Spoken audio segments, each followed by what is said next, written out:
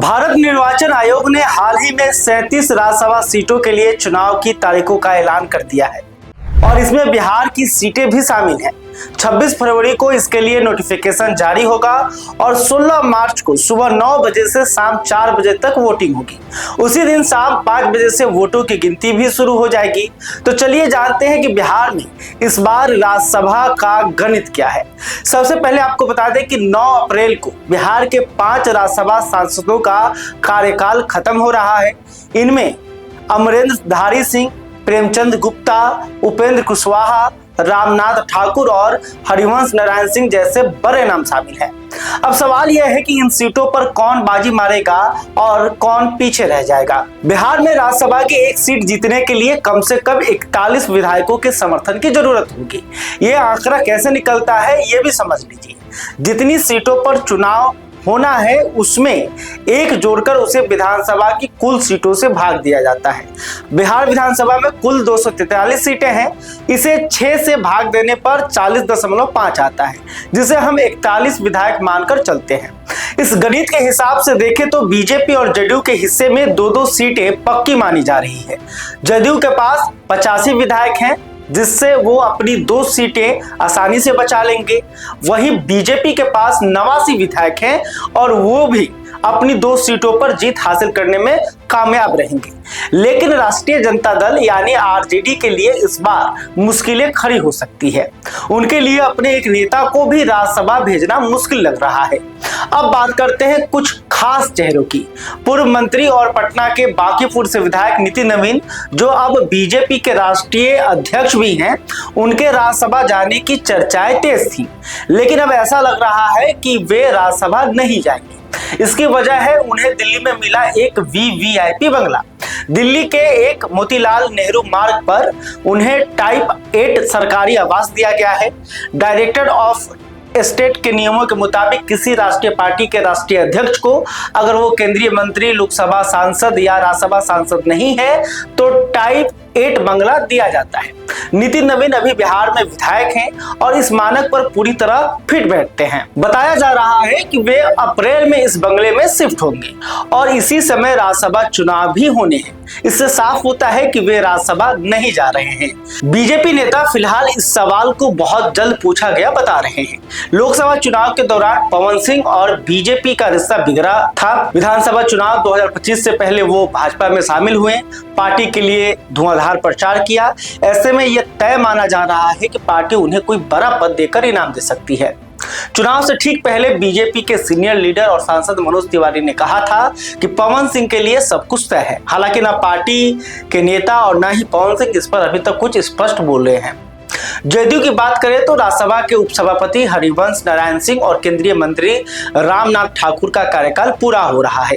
ये दोनों ही पार्टी के सीनियर लीडर हैं और नीतीश कुमार के करीबी माने जाते हैं।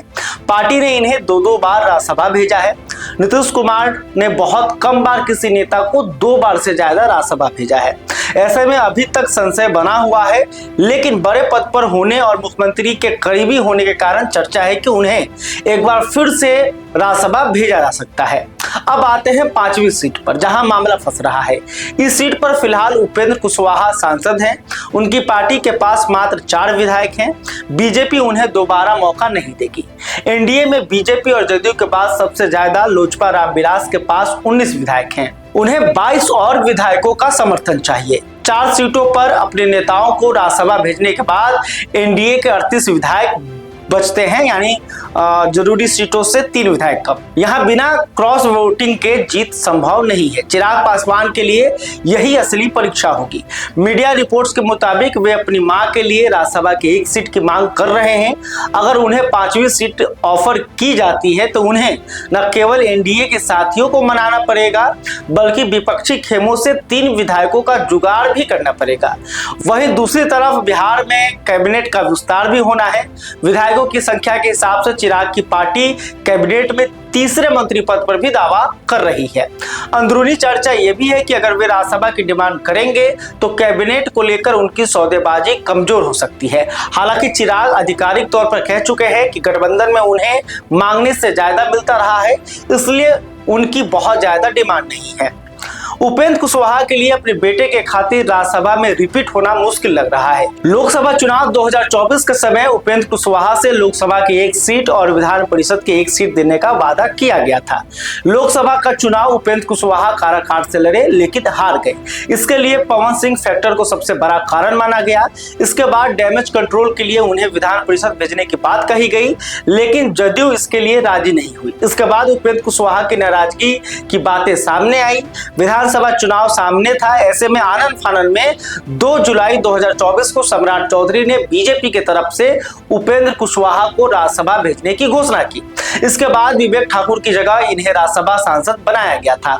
अब विधानसभा चुनाव के बाद उन्होंने अपने बेटे को सीधे मंत्री बनाकर लॉन्च कर दिया है। मंगल पांडे की जगह उनका विधान परिषद जाना तय माना जा रहा है। ऐसे में पत्नी विधायक, बेटा मंत्री और कुशवाहा को राज्यसभा भेजकर परिवारवाद को बढ़ावा देने की तोहमत से बीजेपी बचेगी। यह तय माना जा रहा है कि कुशवाहा अपने बेटे को जरूर सेट कर लिए, लेकिन अप्रैल के बाद वे किसी सदन के सदस्य नहीं हो सकते हैं। अब बात करते हैं महागठबंधन की। तेजस्वी यादव के नेतृत्व की भी इस चुनाव में परीक्षा होगी। महागठबंधन की एकजुटता भी सामने आएगी। विपक्ष की सभी पार्टियों के विधायकों को मिला दे तो यह संख्या ठीक 41 होती है, यानी कि विपक्ष के सभी विधायक मिलकर एक नेता को राज्यसभा भेज सकते हैं। विपक्ष में सबसे ज्यादा 25 विधायक आरजेडी के हैं।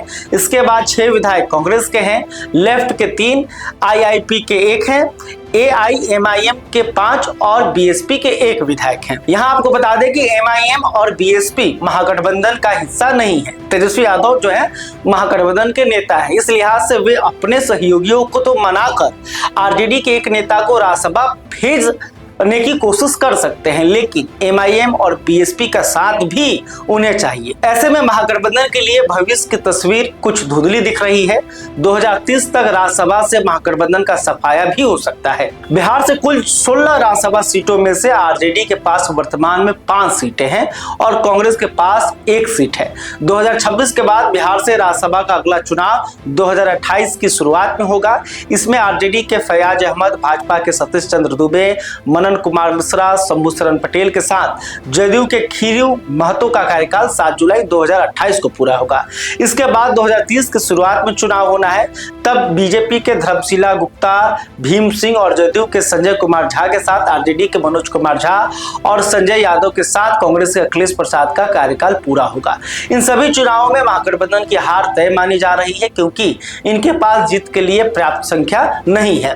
तो देखिए, ये था बिहार में राज्यसभा चुनाव का पूरा गणित। देखना होगा कि आने वाले दिनों में कौन सी पार्टी और कौन से नेता बाजी मारते हैं। ये चुनाव बिहार की राजनीति में कई बड़े बदलाव ला सकते हैं।